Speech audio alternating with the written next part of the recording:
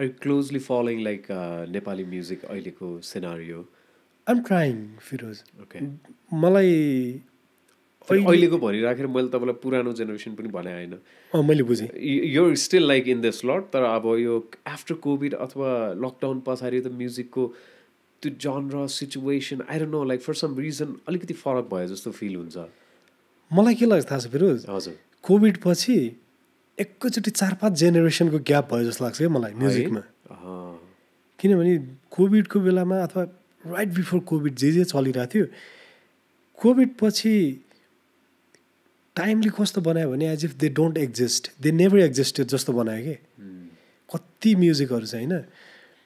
त्यसले गर्दाखेरि I follow अहिलेको करेन्ट ह्यापनिङ जति पनि सिङ्गर्सहरू हुनुहुन्छ उहाँहरूलाई फलो गर्छु म. Not like A to Z सबै थाहा छ भन्ने त होइन, तर I try to listen all of them. जस्तो अहिले एकदमै हजुरलाई ठ्याक्कै झट्ट गीत भन्दाखेरि रिसेन्ट सुनेको कुनै गीत मलाई अहिले तपाईँको प्लेलिस्टको?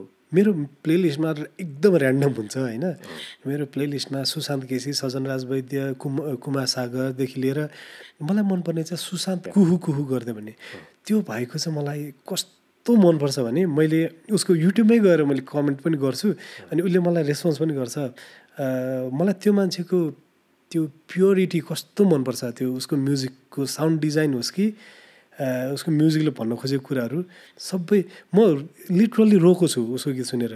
यो कुहु कुहु गर्दै भन्ने गीत सुन्दाखेरि लिटरली आँसु आएको छ क्या मेरो आँखामा.